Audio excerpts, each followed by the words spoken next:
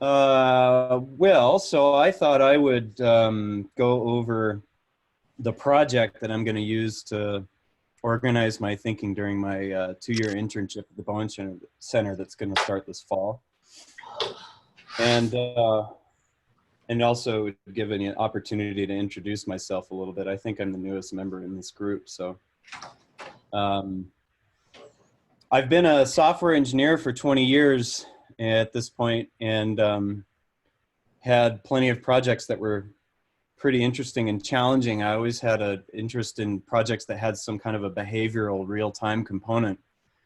And so once I started my doctoral program in clinical psychology, I started to see the opportunity or the potential to model what's being described in Bowen theory with using software. And so I'm going to address the question of what kind of a research methodology supports that type of a project. And with the sort of fantasy, if you will, of developing some kind of a model of the family, maybe by the end of my career. I don't know, we'll see. But anyway, so I've got three parts here. And I'm gonna go through this presentation. I'm gonna try to get it done in an hour, and then I'm gonna look for any kind of feedback anyone's got of any kind, but certainly questions on the content to start. So I've got three parts here. The first part is gonna be just a couple of slides. I'm gonna be trying to position the project of modeling in the grand scheme of Bowen theory in relation to the goals of developing and applying Bowen theory. And in that, I'm going to lay out one possible way of thinking about what a Bowen model might do, so the function of the model. And then I'm going to take a step back into basic science, because I'm going to try to get I'm going to try to get the most basic assumptions of a methodology nailed down. And to do that, I'm just going to pick apart linear and systems models. And some of that will obviously be review for anyone who's serious about Bowen theory. But the point of that section is going to be to point out what I've defined at this stage as the induction operation and the series of operations that make up every scientific methodology, that there is a step which particularly characterizes a systems methodology and is also might be the most difficult step. And then at the end, hopefully I'll have time for it, I want to try to pick apart what I've learned about how a Bowen model might be structured, so what it might actually look like. And the technique that seems like the most appropriate to accomplish that.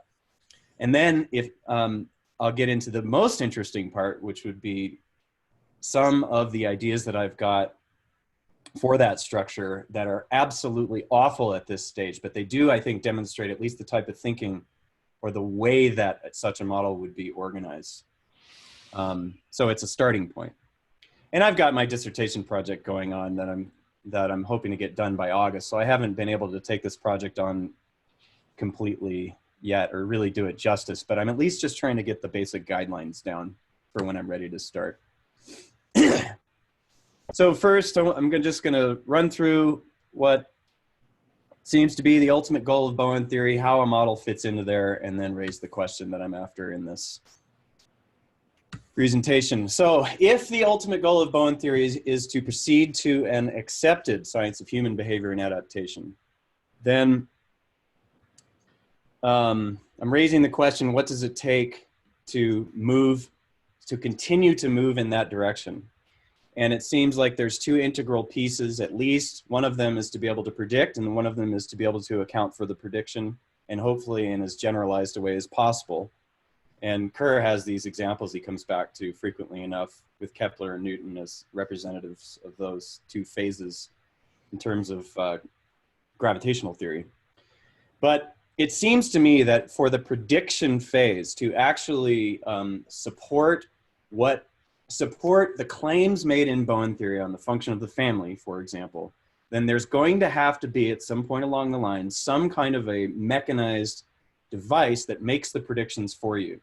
And as a software developer and watching the collective behaviorists put together their models, I'm thinking it would at least be a lot of fun to try to put together some kind of a computer model that would do that for you, as opposed to like a pencil and paper type of method that you would execute manually, let's say. So also implicit in the Bowen system is the proposition that therapeutic change, or the application of the theory, is best carried out as a research effort. And I put that together in one line, saying that therapy may be more effective as research than therapy as intervention, let's say.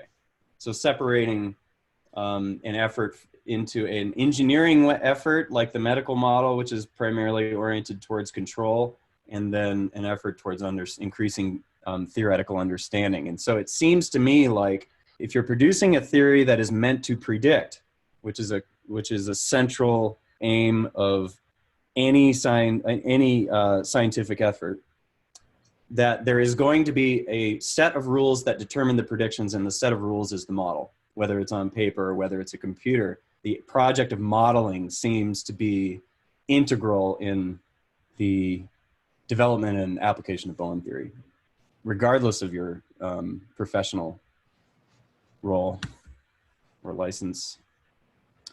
So I'm focused on prediction. Okay, so if that's the case, then let's just entertain the idea that a Bowen model would function to mechanize or automate the prediction of the family variable, meaning that the execution of the prediction is happening outside of your mind, that there's an instrument that's doing the prediction for you, because that's what cuts down on the subjectivity.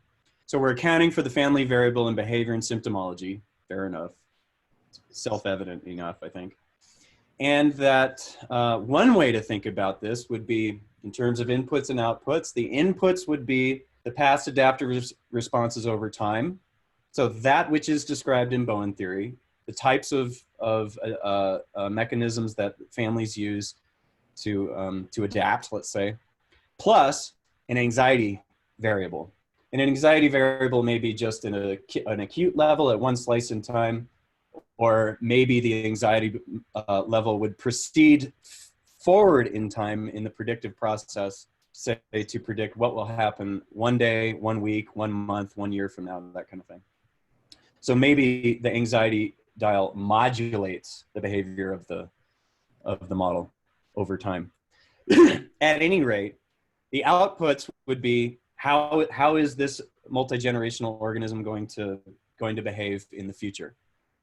So it's predicting the same thing as the first input, which is the adaptive responses, let's say. There may be a better term for that, but some examples of what might be described is, for example, the relative equilibrium of the anxiety binding mechanisms in the nuclear family, let's say. And a way that you can model that kind of thing, just in an abstract sense, is that you say that no matter what, the measured amount of the usage of each mechanism should always equal the same number. Pick an arbitrary value like 1.0, that's common in modeling, where the sum of each mechanism at any point in time should always equal 1. That means if one goes up in usage, the others must come down, or something like that, to maintain an equilibrium. Another example might be the relative stress load on the individual family members. So within the unit, it looks like someone's drawing on the slides. I guess that would have to be me, wouldn't it? Because no one else has control. All right, well, we'll just see if it goes away. I'm not sure what's happening there. The relative stress load on individual family members within the unit, and however you might capture that. But then ultimately, you would want to have some kind of an absolute metric to compare the above relative variables between families, not just within families. So just to get some thinking going on the variables that are involved here. So the question, I'm going to just take a second and see if I can get rid of this. I don't know what's going on with it's drawing on the, something that's drawing. Can you all see that, those lines that are drawn on there? We can. Well, I don't know. I'm just going to keep going. I can't figure it out. It's adding some flair, I guess, to the ideas. So then so my basic question I'm getting at here is, what is the research methodology that develops this kind of model? And I spent a lot of time in the Bowen literature, the older, let's say, seminal Bowen literature in my dissertation, and was able to think about what the methodology that was implied in the NIM project, for example. And so I'm going to move towards that, but first I'm going to go into, I'm going to pick apart the basic scientific methodology to try to differentiate what seems to, or to try to point out what seems to differentiate a systems methodology, more or less as Bowen defined it actually, and a traditional methodology. And I'm going to do that by breaking it down into discrete operations, making an assumption, a deduction, and an induction. Oh, and then at the end, I'm going to of this section, I'm going to point out what seems to be at least the most obvious fallacy for the linear model, which we might already be familiar with, but also with a systems model or methodology or way of thinking. It's a really interesting point for research into Bowen theory, I think. Okay, so it seems to me that every scientific methodology is going to could be boiled down to these steps, at least in the natural sciences, where you always begin with an assumption, may or may not be substantiated by prior evidence, but you have to start somewhere. And then from that assumption, from the way that you believe that the phenomenon works, you deduce a hypothetical prediction, and then you collect the observations, see where the observations match up with the prediction, where they don't match up. You refine the assumption through an operation called induction. And I'll go into these in more detail. So the idea is just that if these are well differentiated, then you can focus the effort more efficiently on each one as they're occurring without getting them mixed up. And the induction phase is going to be the interesting one, I think, in a systems methodology. Okay, so the way that I have defined deduction after doing the research is a logical or rational, or let's say mechanical generation of a conclusion from an existing set of assumptions. So that means you're deducing a prediction from the hypothesis, or from the assumptions. That's a straightforward operation that any two people should execute in the same way. So they should arrive. So if a theory is understood properly, or if it's defined clearly enough, then everyone should be deducing what the theory is describing in the same way, let's say. The term for this in logic is, and I'm not a philosophy nut, but it is interesting that this is described as a non-ampliative operation, meaning it's not creative. It doesn't amplify or add to the theory or assumptions about the phenomenon. It simply deduces an explanation. And there's an example here that I'm not going to go into for interest of time, but there's also a bunch of appendices in this in my slides, and I can give slides to anyone if you want them. I think they're pretty interesting. They back up a lot of the, or they provide the rationale that I'm using for a lot of these claims. Okay, but the more interesting step is, I think, induction. So the way I've defined this is a creative or novel inference from observational data. And I think that most dictionaries define it as something like the inference of general law from specific observation or something like that, or from specific data. But this is an interesting one for a systems methodology. The product of this discrete operation is a new explanation, or in logic, an ampliative explanation that actually adds, let's say, knowledge or hypothetical knowledge to the theory, or creates a new understanding or something like that. And again, there's an example here if you wanted to. The example that's used here is one where the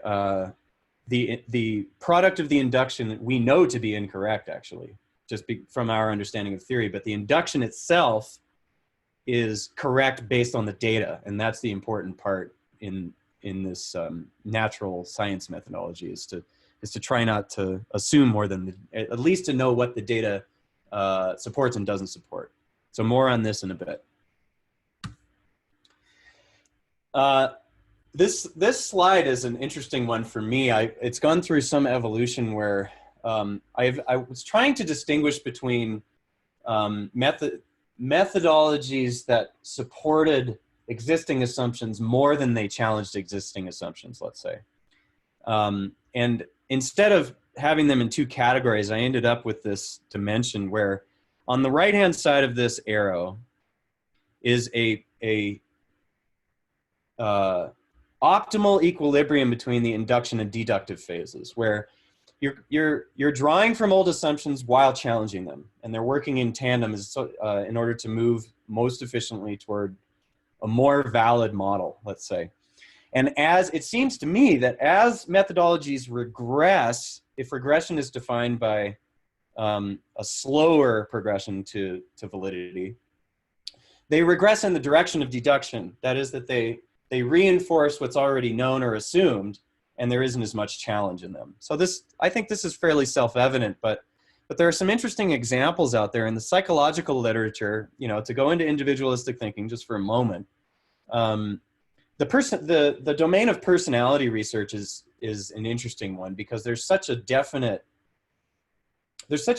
difference between the big five personality factors, for example, which is purely data driven, and the assumption is that theory will emerge naturally from those over time, and then the ones that have mostly theory but like can't even be tested really, and the ones that can't be tested that have theory are have some predictive power, for example, don't have any predictive power, where the big five that's all data oriented does have a little bit of predictive power. At least some of it's significant for social scientist standards.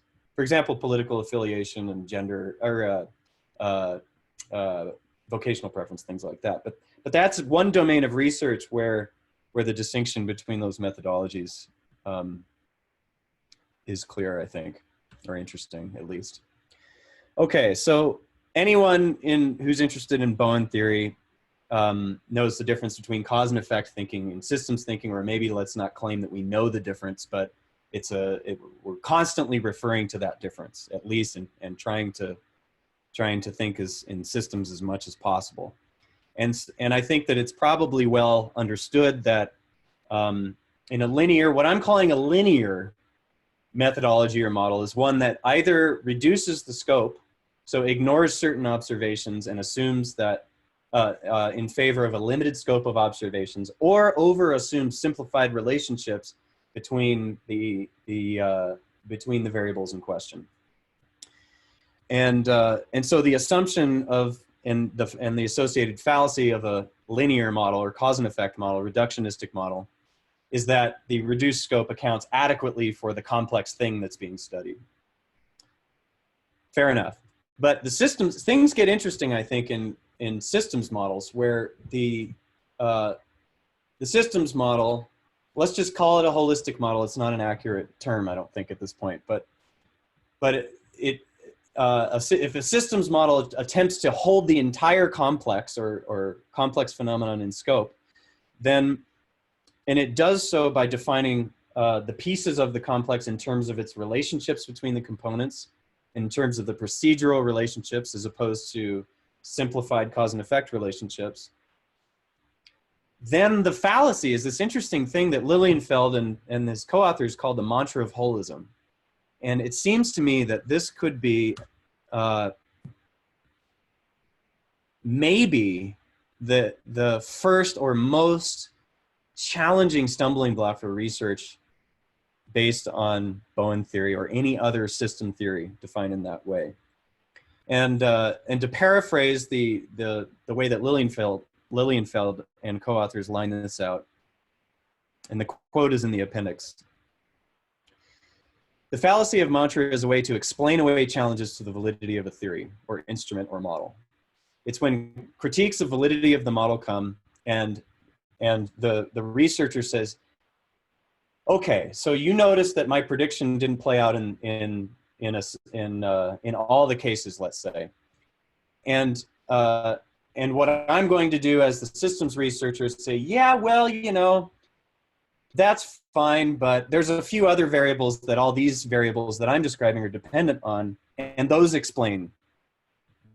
other variables explain how my prediction is, how the theory itself is still accurate, even though my prediction wasn't accurate.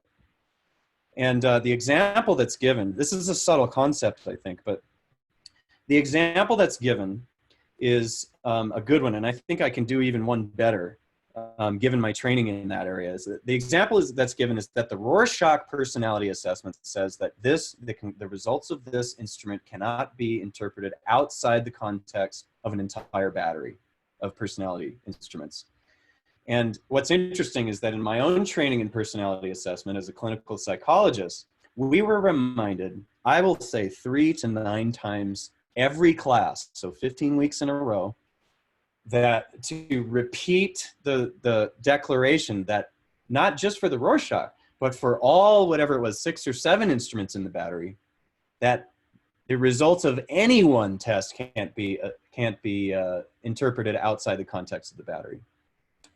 And so technically what that means is that the entire battery is invalid, because each one is depending on the other. There's no absolute claim to validity that stands sovereign on its own. Something like a regressed family where everyone is reacting to each other and nothing is definitively set in the stand that everyone else can at least orient themselves towards. So this poses a challenge for research into Bowen theory, because the way that you avoid this is by producing falsifiable predictions. And I am starting to realize how difficult it can be to differentiate between a falsifiable prediction and a non-falsifiable prediction. For example, in Jungian analysis, in Jungian theory, you might say you could, quote, predict that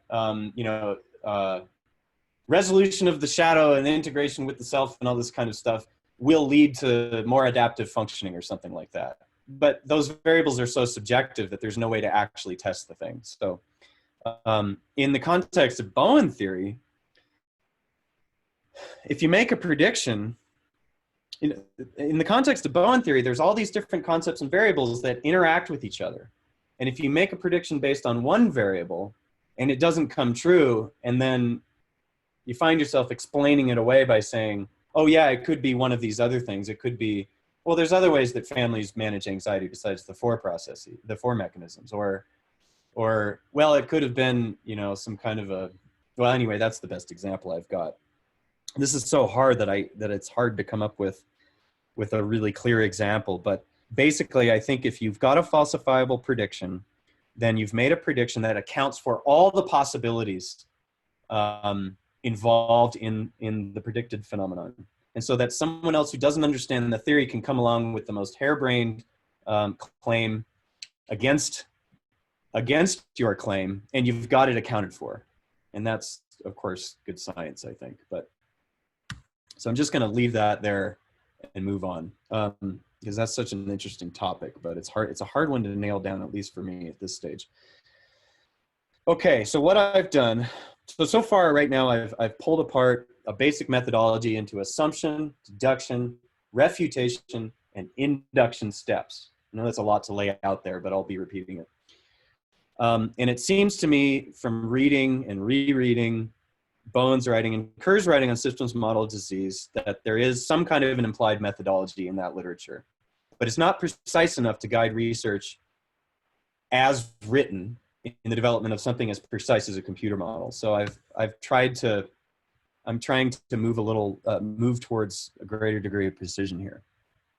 So it seems to me from Bowen's writing on the NIM project that one way of looking at it is you start with, you've got a thing you're studying, you've got a scope. If it's a mother-daughter pair and you've got a symptomatic pattern, then great, start there. You start with the fewest number of variables possible that explain the phenomenon, but explain the entire phenomenon. And the phrase that I've come up with to explain this is that you sacrifice precision for comprehension, meaning in a reductionistic model, you're doing the opposite. You're looking for at least something you can nail down somewhat precisely, statistical model or otherwise. But in the systems model, you might just choose vaguer concepts that at least account for the whole, everything that account for the entire scope of observation. So everything that's going on with the mother-daughter pair, say. So sacrificing initial precision means that you're starting broad in order to have total comprehension of the scope of the system, and moving then to increasing precision over time.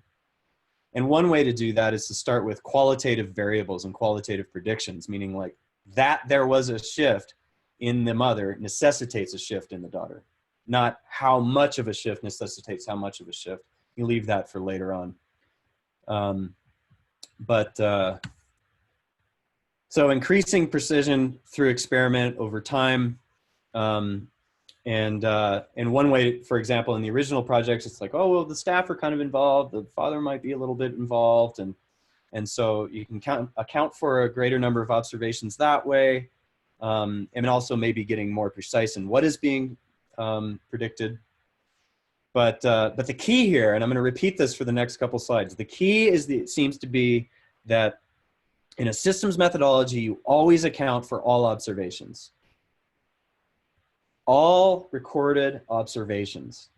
And Bowen actually said, he writes that he's done that, and Kerr backs it up and says, yeah, he did that. And this is the bit that I'm going to be probably wrapping my head around for the years to come. But let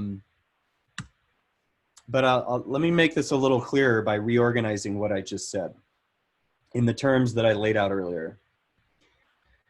So start off with basic assumptions, the fewest number of variables possible in order to assume as little as possible. And then from that, deduce a prediction from the model, as Bowen said that he did. He's like, we've got a way to make these predictions, and we're doing it. And then try to refute it, or not try to refute it, but collect observations, see whether the predictions don't line up, and then perform this other operation, which seems to me to be the most interesting.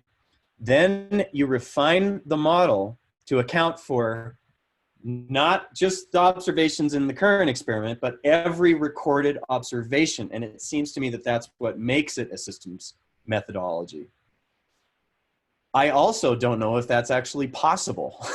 Like as a function of, for example, my own cognitive capacity, or my ability to integrate broad thinking and precise thinking simultaneously to produce these rich concepts.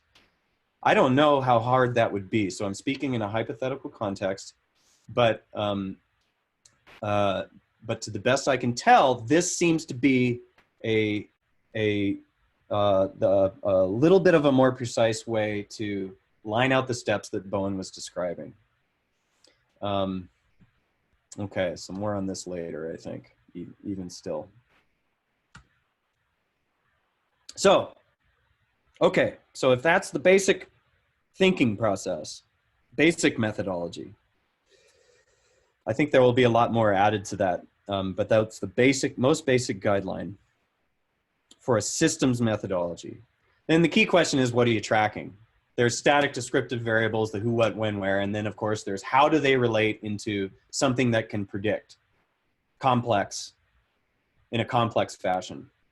And so that it does actually boil down to a mathematical equation, or at least a qualitative equation that can say this will happen, that this kind of shift will lead to this kind of shift, regardless of how intense they are, or something like that.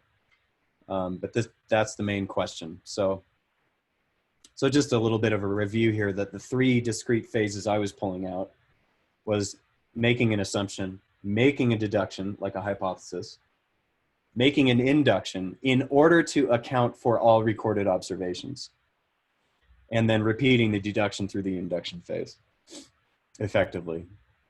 Oh, and as a side note, it's this really interesting similarity with the way that modern software is developed, particularly with that induction phase, where you actually write the tests for the thing you're building before you write the thing you're building. So you write this other program that automatically hammers the thing that you're going to build to bits to try to make it as strong as possible. And the tests define the requirements of the thing that you're building. In this case, the analogy in this kind of research would be that the requirements would be all of the observations that we have for how families function, for example. The model needs to behave in that way. And so you would write tests to verify that. Now, what's interesting is that you retain the whole test battery. And every time you add a feature, you write a test for it first, and you add that to the battery. And so you're continually running the entire scope of tests that ensure that you're not breaking anything when you're adding something new. And it ensures the integrity and the coherence of the system, if you will, over time as it evolves and as it accounts for, as you make the thing able to handle, scale to handling a greater load or different kinds of inputs or whatever it is. It's the retention of the old tests. And so there's a little bit of a model here with the way that software works. Okay. I'm going a lot faster than I thought I would. Jeez. Well, that's okay, because this is the stuff that's specific to this project anyway. So this is the interesting bits. I'm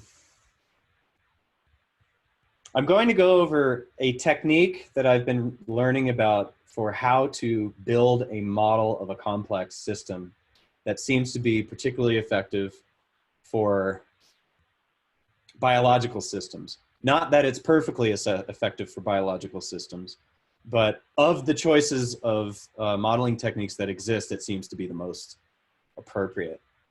And then I'm going to throw out some ideas that of where some places to start for developing an actual Bowen model using that technique. And I'm going to repeat over and over again that they're really bad ideas that don't represent the totality of theory, but at least they get the thinking process going. Okay, so agent modeling. Agent modeling was the technique that Ian Cousin was using. And what you've got an agent model when you program in a group of autonomous individuals that interact. And the function of the model is to simulate the behavior of autonomous decentralized systems effectively. And the characteristic the characteristic that I think most clearly distinguishes this type of model is what I'm calling concurrent reciprocation. I think it's a fairly accurate term for the characteristic of a model or a system that gives rise to chaotic behavior, basically. It's where you have multiple variables in the model or the system that are that interact through feedback loops, and that these feedback loops are actually executing, they're running or occurring concurrently. And so obviously in Bowen theory, when you have 3, 4, 5 members of the family, however, anything more than 2, actually, each person is hypothetically influencing the functioning of the other simultaneously. And because those loops are occurring simultaneously, then a linear model is insufficient to describe the behavior of that system.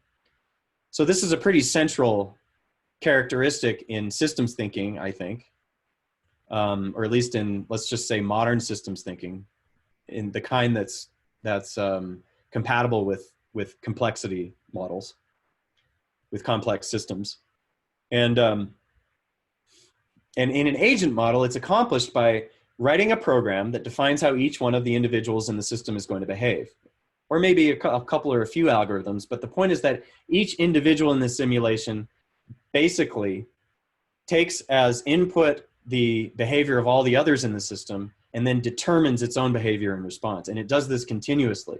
And in Cousin's models, it was a simulation that ran more or less in real time. So the model itself was being run like once a millisecond in order to represent like a frame in the animation. And that increases the resolution of the, let's just say, the execution of the model, and makes it more of a fluid model as opposed to a stepwise model where that which might be appropriate in a Bowen model where you're just saying maybe every day or every week or every month or every year, something like that. Each person is determining their behavior based on the behavior of the system and maybe their own individual volition. I'm getting a little into the weeds there, but agent modeling seems to be the only model out there, just because it's the only model I can find that represents this characteristic of complex systems, that models that characteristic. Now I have this example of an agent model that's interesting to me because, first of all, it helped me lower my reactivity by helping me understand a relatively natural phenomenon. And it is an example of an agent model, a basic enough example so you can kind of get an idea of how it's put together. So I had what for me is a very long commute to the East Bay from Marin County the last 2 years, to my practicum site, and I would get really frustrated when the traffic would slow down with no obstructions. So I didn't understand this problem.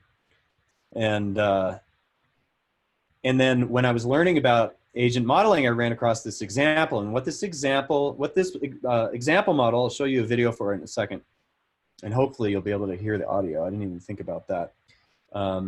Anyway, what it shows is that it models a single lane of traffic where the rules for each car in the lane are simply to travel as close as possible to the speed limit while maintaining a safe distance from the car in front. And if that's the algorithm that each agent in the model, so each car is an agent, if that's the algorithm determining the behavior of each agent, then the independent variable for this model is the number of cars on the road. And what it does is it demonstrates that traffic jams occur simply as a function of the number of cars on the road. So they can occur for lots of reasons, but they can occur simply by increasing the number of cars on the road. So I'm going to play this, and if someone could tell me if they can hear it, that would really help me. And we had set up already, so now we're going to let them. Oops. Let me set this up first. So what he's going to do is he's going to show the model running. You can see the model, the output of the model down the bottom is a simulated traffic lane. And it's going to begin running where the threshold of the number of cars is high enough so that traffic jams automatically form. And then he's going to show that and he's going to reset the model enough times to show that that's a reliable feature of the model with that number of cars on the road. Then he's going to lower the number of cars, and the traffic jams are automatically going to dissipate, and the model is going to end up in a steady state where they're all traveling at the speed limit. So I'm going to play this for a second, and if someone can raise their hand if you can hear it, I would appreciate that. And we had set up already, so now we're going to let the model run. And, originally the idea was to build a simple model, just traffic moving, without any kind of hindrances or obstacles. But in this particular case, what you'll see is that the results were not as expected. So let's let it run, and we'll see what happens. So as you can see, right, quickly, right off the bat, a traffic jam forms. And in fact, this traffic jam will persist throughout the course of the model unless, and is robust to a wide variety of the parameter settings of the model. Not all, there are ways to set up the model such that the traffic jam doesn't form. For instance, you can really reduce the number of cars. But, if I hit the model setup button a couple of times, you'll see that it keeps doing that, right? And by the way, one of the nice things about modeling and simulation is that if we're curious about something like the statement I just made, for instance, that the number of cars dramatically influences the pattern of behavior, then we can in fact just stop the model, lower the number of cars, let the model run, and see that in fact, in a world with a lot fewer cars, we get a free flow state, or a state in which the agents are moving at their maximum speed that they can. In fact, there's a speed limit in this model of 1, and they're basically moving right at it, right? So when I saw this model, I thought, okay, so that is a good enough explanation for me to stop being so reactive on the way to work, because when I'm sitting there in traffic, now I at least understand that the traffic jams reliably occur at certain places on the road, just because there's so many cars on the freeway. And if you were to, obviously something like a Bowen model is going to be vastly more complex than a model like this. But to make this model, to increase the resolution of the descriptive power of this model, you might, for example, add in more lanes. You might add in some obstructions and see how that influences the behavior of the model, and just go in incremental fashion and try to account for as much variance in the phenomenon of traffic as possible. But I did choose this model because for those of you who were watching Ian Cousins' models, that was they're both agent models, but they demonstrate two different types of models, so that you can kind of get an idea of what constitutes the method or the technique in general. Where this model is like got this serial, it's got one lane where each car is only interacting with the one in front and behind. And then the family model would be something more similar to the fish model, where each individual is reacting or acting in relation to maybe a just subset of the members around them, or maybe all of them at once, or something like that in 3D space. So anyway, I thought that was a pretty interesting example and pretty descriptive of what's being accomplished here. Okay, so back to what I was proposing. And this is such a broad example, or this is such a broad proposition, but I think it's at least a starting point, that a Bowen model would function to account for the family variable in the ideal sense in both behavior and symptomology, if you can even separate those two. And that it would take as inputs both basically the past behavior of the family unit and anxiety, either at one point in time or maybe continuously as the predictive process goes into the future. It would and then it would have as outputs the future adaptive response of the family. So how the family is going to behave into the future. The examples being the relative equilibrium of the anxiety binding mechanisms, the relative stress load of individual family members. Do triangles automatically emerge in the collective behavior of the model without even having to program them in? If you've got a reproductive model in the model and new agents are being added over time as old ones are being expired, if you will, is there some way that the variance in behavior is being transmitted down certain lineages as in relation to other lineages? This is all very abstract, I realize that, but just trying to kind of begin to pick at what a Bowen model would do. And then at the end of it, being able to compare one group of agents against another group of agents would require some kind of absolute and definitive statement about the phenomenon in question. So about the species in general and not just what's occurring inside the family. I think that's a more difficult challenge. Okay, good. Plenty of time to go through these. So down to the most specific part here. I have two ideas, or like 1.5 ideas, on how a Bowen model might be structured, or at least the first round to play with. And one of the things that I'm learning as I'm playing with these ideas, and then thinking back to my more complex software development projects, that the thing that's being built, so in software it was the product, the thing we were building, and in this case it's the model, doesn't always look like what it's supposed to be doing. And so what that means in this case is that the structure of a Bowen model may not look anything like what's in theory. In order to get it to function as theory describes, the actual ideas that go into the model and the way that the variables are related may not look like what's described in Bowen theory at all. And I don't have examples for that yet, but I think I will in the next 6 months or so, because they're right on the tip of my tongue at this point, but I'm just recognizing the phenomenon and can't describe it totally accurately yet, but it's an interesting idea to keep in mind. So this first idea begins with the assumption that the emotional system is best described as a group of individuals. And again, I think that there is plenty of there are plenty of parts of theory that are not going to match up with what's being said here, but just to hold the idea in mind as a second. A group of individuals who strive to maintain some kind of individuality and togetherness balance. And so the guiding idea is kind of like each individual is just trying to maintain a level of functional self or something like that.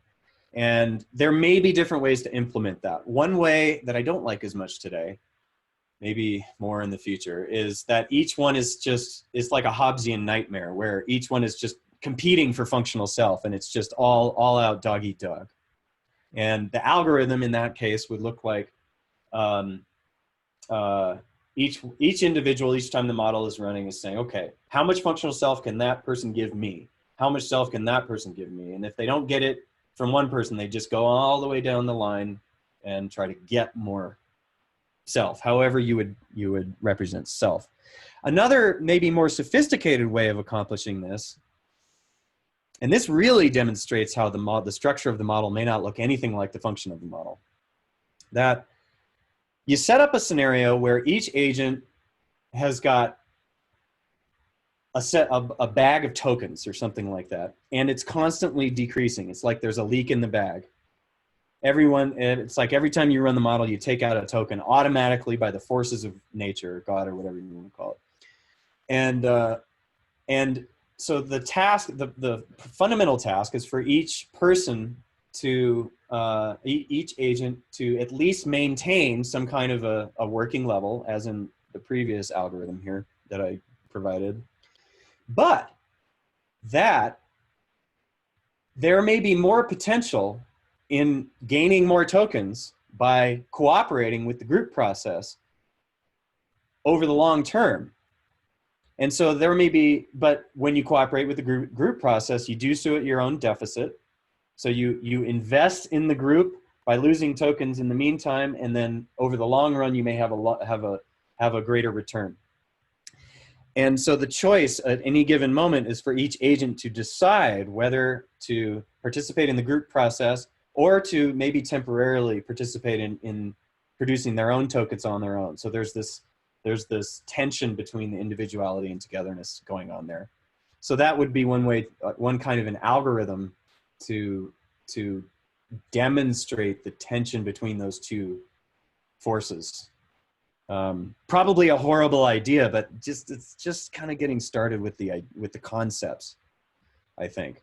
And so you might watch, depending on the rules that you build into the thing, do triangles automatically emerge? If you have a reproductive capacity in this model, does some kind of a multi-generational transmission process automatically emerge? So that would be one question you could bring to the model.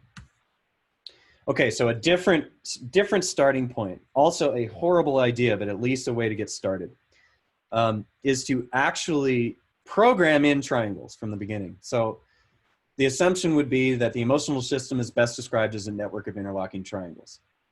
And so that would imply that, well, I've got a geodesic dome here just to provide a visual where all the individuals on the outside participate in triangles with their adjacent neighbors.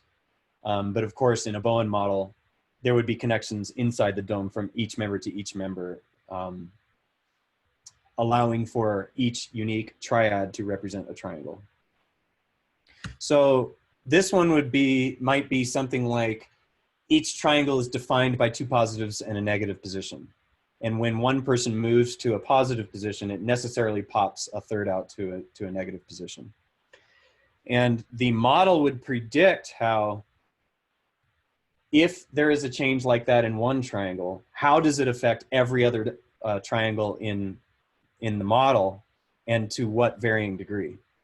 So you might build in some kind of an intensity variable that says, well, this triangle is so active, this triangle is so active, maybe even increase the resolution to say each person is so active in each triangle or something like that. I don't know where you'd go with it, but this is getting, complexity-wise, is getting a little bit more into the order of magnitude of complexity present in Ian Cousins' models, where it's like a real-time it's a real-time associative network that's behaving with many, many agents simultaneously. And obviously, for that kind of a model, you'd need the power that a computer would provide. Let's see if there was anything else in that one. So in the one difference between these two horrible ideas is that the first one might say, do triangles automatically emerge as a part of the as an emergent property of the system? Or, and then in the second one, you're starting and building it in, but you're trying to see if that approach actually produces any kind of other novel observations yet unpredicted. Okay, so anyway, the point here is that agent modeling seems to be, it's the only modeling technique I've been able to find that has this concurrent reciprocity characteristic. And it may actually not just represent a technique, but it may represent the category of techniques that model complex systems in real time, that is. Because there's plenty of economic models that are kind of more reductionistic, but anyway, I'm not sure where that train of thought will lead me, so I'll stick to this. You would be, at the end of the day, ideally you would be looking for the algorithm of the emotional system. Maybe there are different algorithms for different people, but as Bowen theory exists today, it seems to me that it implies that that individuals in the family basically follow the same rules, but with different inputs and from different positions. So the content of their process is different, but the process is always the same. And then, of course, I went through the examples. So, right. So just to loop back to the key points here in the first and the second section. So I'm arguing that if let's say therapy or application of theory is more effective as a research process, as a research effort than merely an intervention effort, then there is going to be something about this effort that has something to do with prediction. Or as long as we're trying to increase our understanding of a phenomenon that is assumed to have some kind of valid objective basis, whether or not we can fully understand it or whether we can, then there's going to be some kind of prediction implied in that understanding. And that the prediction itself is produced by a model, regardless of whether it's implicit or explicit. And I would love to see more of the data from the initial NIM project that Bowen was using in his predictions to see what degree of resolution, how precise those predictions were, because he very clearly says that the research hypothesis was modified to account for all observations. And the outcomes of therapy were part of that. So this effort, while the programming bit and the agent model bits can get a little off into the weeds into a specific area of expertise, it seems like at least the project is integral to the application of Bowen theory, or the long-term scheme of Bowen theory.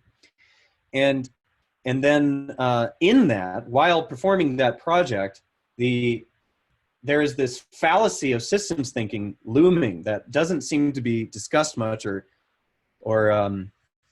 recognized very often, and that's the fallacy of holism, as Lilienfeld put it, which is a way to which points to a way to distinguish when somebody is merely proving that Bowen theory can explain everything and when it actually predicts something in a valid way. Because Freud's model could predict it. Popper's argument was that Freud and Adler proved that they created a theory that could explain anything, but not whether the explanations were valid. And the criterion for that would be falsifiable prediction. And then, of course, the inductive phase, so far as the theory is moving towards that more valid model, is going to be performed a little bit differently in a systems model, so far as I can tell, in that it accounts for all recorded observations and not just the observations at hand, or not just a limited scope of observations, as in a statistical model, for example. And then I just went through the examples of technique, and then my absolutely horrible, but I think interesting ideas on starting to get thinking on what a Bowen model would look like. So that's, oh no, that's right. So I just briefly, so I'm developing the family diagram app, not only to, I obviously want to improve the diagramming process and improve the assessment process, but the long-term stretch goal for this thing is to provide a platform to collect the data necessary to refine this kind of a model. And it seems to me like that project basically entails building a database of case data, ideally with the assistance of people who are working on their own, who know theory and have their own interesting cases that are trying to figure out how to represent them, and that the model will emerge from the diagram actually in the relationships between the emotional process symbols. It's that this symbol has a defined relationship to change in this symbol, and that the predictive power would emerge out of that over time. And so one, let's see here, what am I doing? What time is it? I should probably stop. But the key principle behind that is to move beyond a snapshot in time to be able to capture case data where every datum is related according to its data type in time. And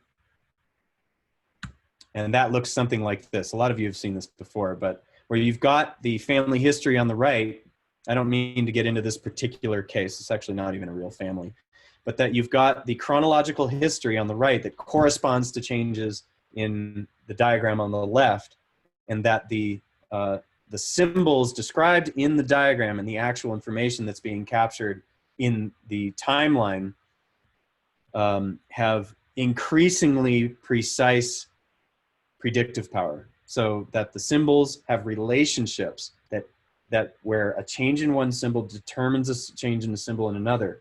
And this set of symbols may be completely insufficient for that, but at least the definitions would be tightened up as a starting point. So I've got the slides here. I have a whole bunch of quotes from the Bowen literature from my dissertation work, mostly from Kerr and Bowen, that demonstrate the rationale for the implicit methodology that I pulled out and said this may be what Bowen was doing in his project. And then I've got the quote from the Mantra of Holism. And then I've got a bunch of examples from the literature, actually one that I came up with, and then the rest from Randy's article in one of Teitelman's volumes on the predictive power of the emotional system, or something like that. But just kind of trying to break down the variables in those predictions to try to see how objective it may be to, or how much work might go into getting more objective and more precise about their measurement. So anyway, I can give the slides to anyone who wants it, and I'll end there.